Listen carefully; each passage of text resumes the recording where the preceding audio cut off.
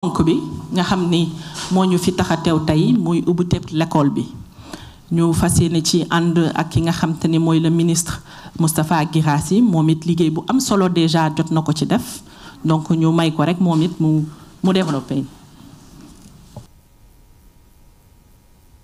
Merci beaucoup jërëjëf madame le ministre di nuyu kilifa yi fi teew yépp de la présidence primature ak département ministériel yi ak surtout la presse ndaxte ñoom ñooy le relais war a teew fii pour mottali yéene gouvernement bi yéene bi suma ñaari collègues yi wax nañ ko mooy communiquer pour leeral yu bari waxtaan ak askan bi ñu xam ni ñoom ñoo ñu fi teg et c'est une obligation benn devoir la di leen rendre compte liggéey bi nu mu demee ci mbirum rentrée bi nag ñi ko ñëpp gisee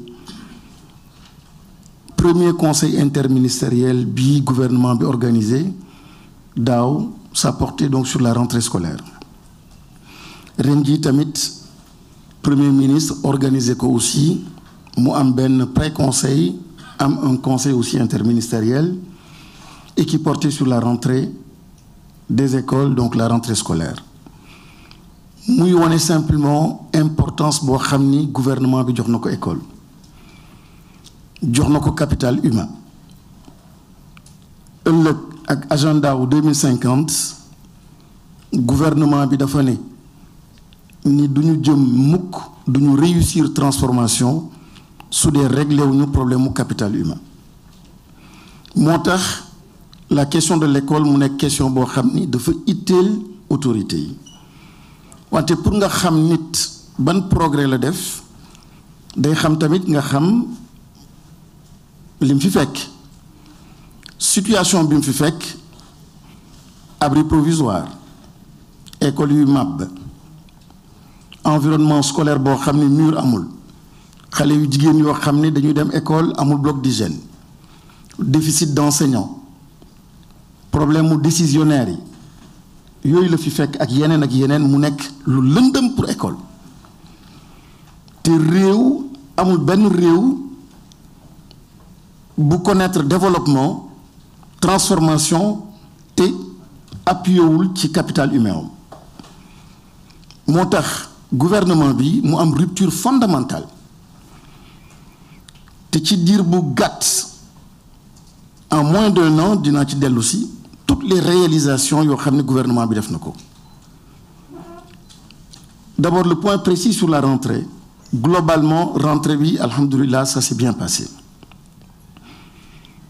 taux de présence su enseignants yi bërki démb tourné autour de 85% tey ji dépassé nañ ko le 8 taux de présence donc des élèves ci biir école yi tourné autour de 50-60%, entre 50-60%, en fonction donc des académies.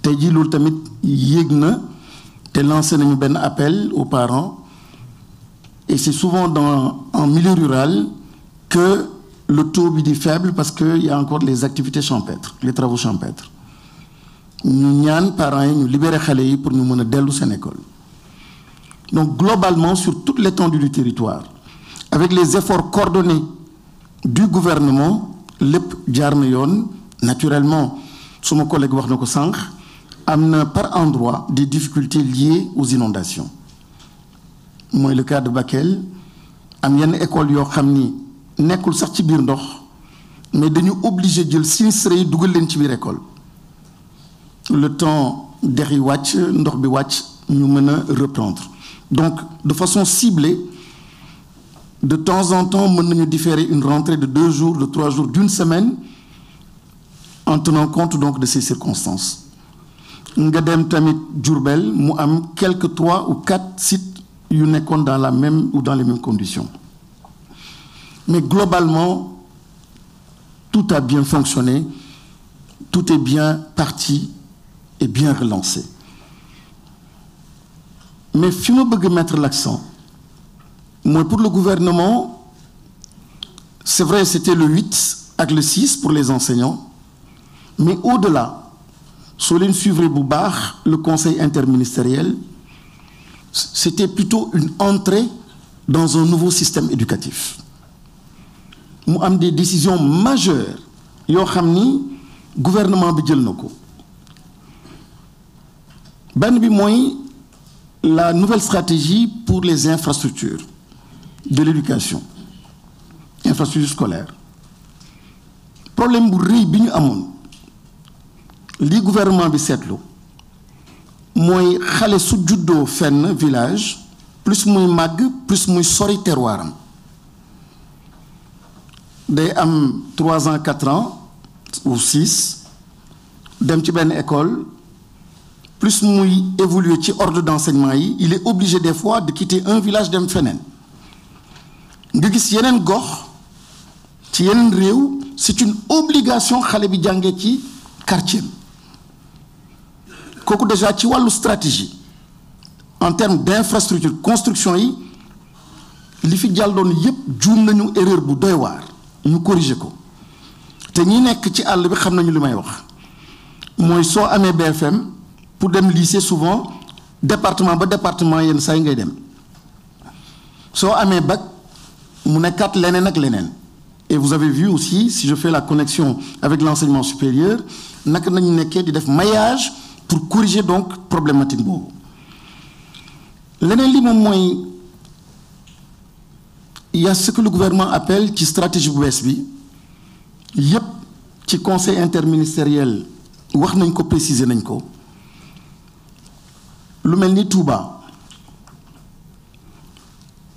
taux brut de scolarisation bi jóg na wante puisque dugaluñu ko ci système bi soo koy xayma da ngay ne dafa faible ñu nar ko corriger dinaa ci dellu si ci assises yi des daara la cartographie des daara mu nekk pour la première fois tamit en un an li ñu mënul woon am daara yi amuñu ko depuis lors en un an gouvernement bi réglé ko aujourd'hui on a une situation précise cartographie bi am nañ ko pour permettre justement au gouvernement après donc les travaux sur les assises ñu mën a adopter donc cette loi-là qui est attendue depuis fort longtemps mais mu am aussi des problèmes dans les infrastructures dans une localité comme Touba xalif bi bëggoon ko lool ñu topp ko ci suivant orientation yoo xam ne moom moo koy joxe gouvernement bi nekk dans une logique d'écoute et d'accompagnement xalif bi joxoñ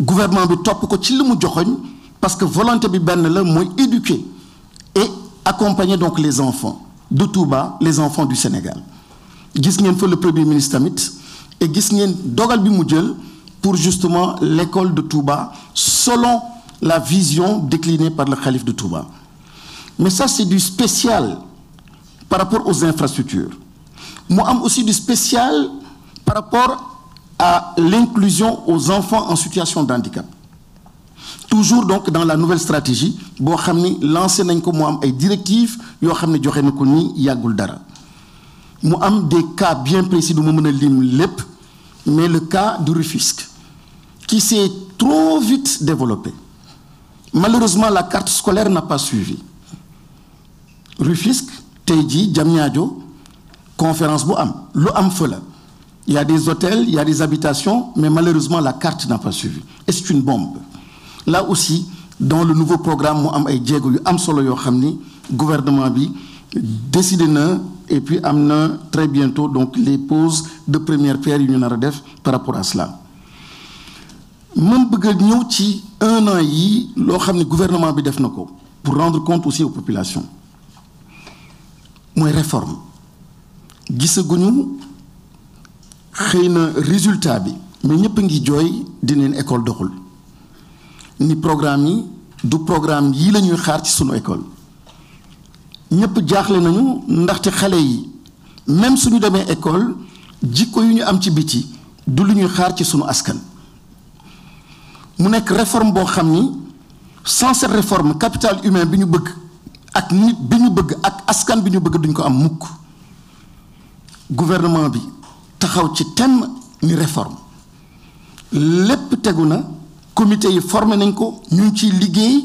avec des experts et fan yu néew di ngeen gis donc les équipes dans les différentes contrées di waxtaan ak askan bi pour que mu nekk un programme éducatif boo xam ne partagé par les Sénégalais avec les Sénégalais pour dugal ko ci système bi.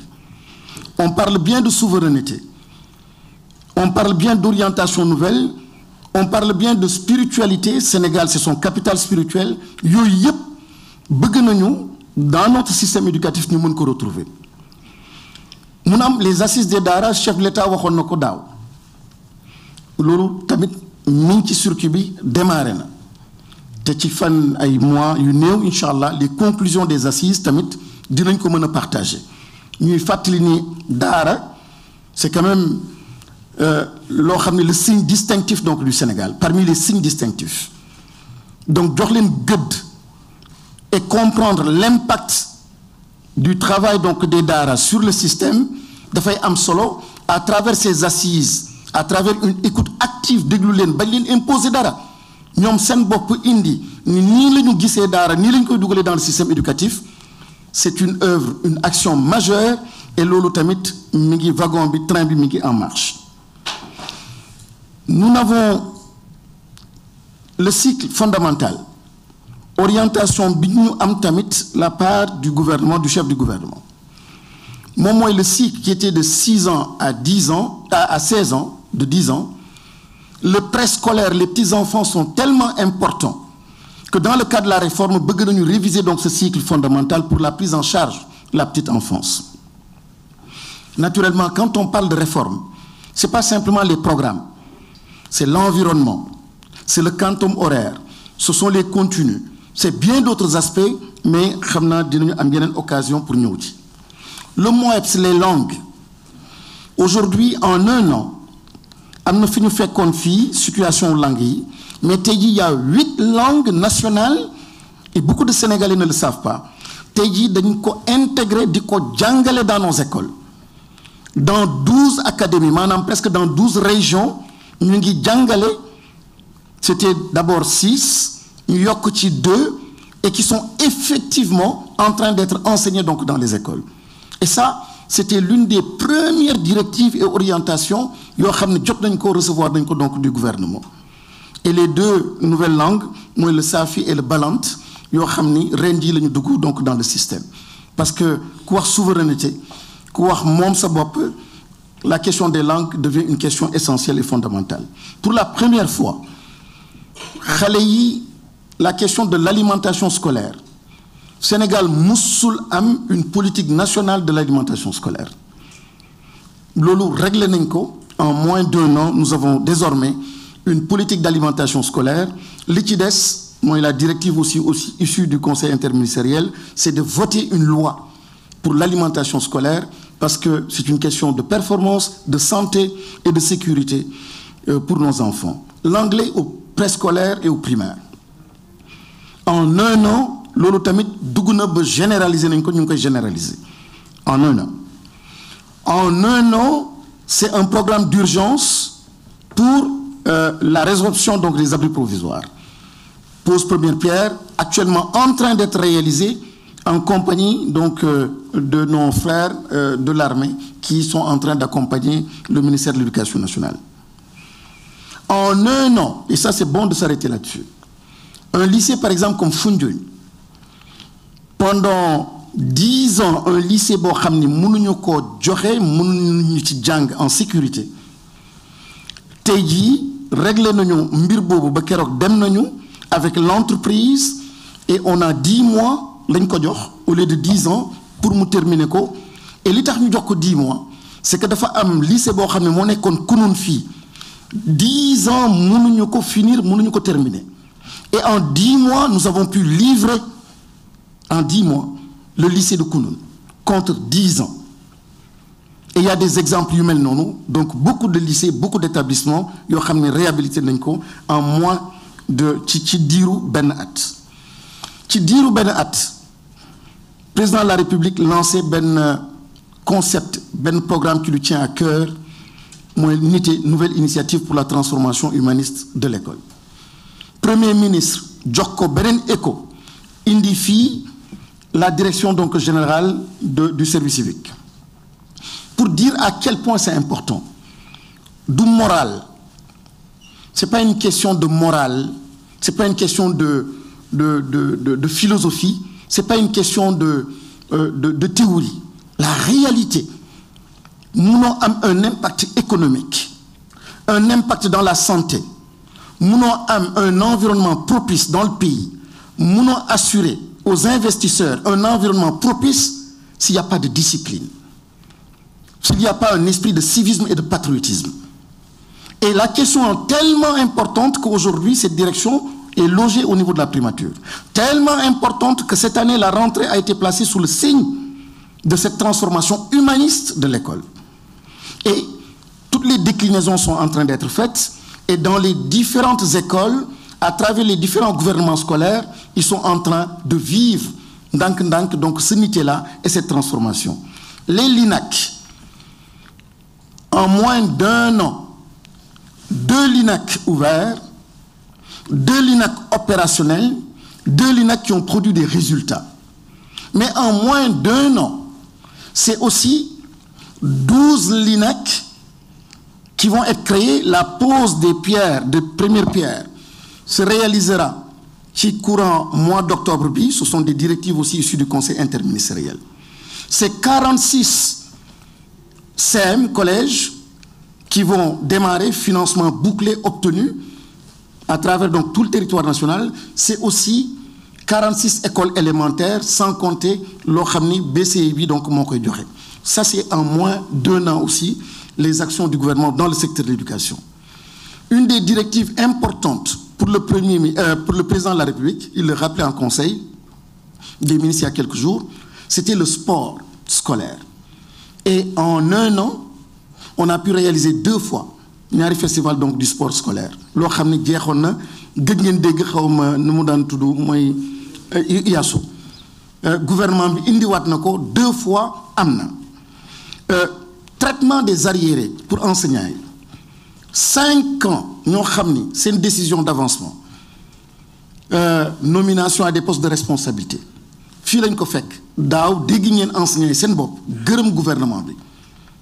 0 passif, en moins de 4 mois, nous liquidons le li doon traîner pendant 5 ans, en 3-4 mois, régler nos co, et au moment où on se parle, amul ben passif, amul dara ben arrière bo xamni qui est en souffrance ludul lo xamni xeyna d'ici 2-3 jours moy poste OS ñu wara signer pour que nous déployions donc le personnel sortant dans les écoles. Donc tous les arriérés, les arrêtés ont été traités. Donc il n'y a aucune lenteur à ce niveau. En tout cas au niveau en ce qui concerne les enseignants. Il y a un aspect, on reviendra là-dessus. Mais là aussi ce sont des performances du gouvernement du Sénégal en moins d'1 an. Qui pacte social. Et ça c'est peut-être la bonne nouvelle. Madame le ministre, mais dafa am solo. Nos enseignants, le G7, les syndicats, qui ont posé le problème donc des décisionnaires et qui ont même parlé d'un octobre rouge. Octobre rouge, oui. Le gouvernement a célébré octobre rouge. Parce que le gouvernement a un brassard rouge contre l'IMFIFEC. Le gouvernement a dénoncé la situation donc de ces décisionnaires. Et en moins d'1 an, l'idée traînait depuis presque une décennie. La décision et la directive a été très claire, moi de vider cette affaire-là avant le 1er janvier. Hier, en Conseil des ministres, dans les prochains jours, le décret sera signé pour aller dans le sens de rendre effective donc cette directive-là. Ça, c'est une excellente nouvelle pour tout le pays, pour tous les enseignants. Donc, nous avons dindi rouge, nous avons rouge parce que nous avons une décision. Mais dès tamit, nous avons sans pacte social. Sans pacte social, ce n'est pas entre le gouvernement en réalité et le monde du syndicat. C'est un pacte, je dirais même national. Nous manquons avec beaucoup de lucidité, beaucoup de générosité pour dépasser donc une situation. Quand je prends l'exemple du ministère de l'Éducation nationale, on nous a brutalement coupé, en fait, ce qui faisait la singularité de notre système, moi, les langues nationales, le MOEPS. Un programme qui était entièrement financé par l'USAID. Puisqu'il y a un nouvel ordre mondial, tout d'un coup, ce système éducatif qui dépendait par la faute donc de l'IFINECON, et aujourd'hui donc, il faut changer, il faut trouver une situation nouvelle.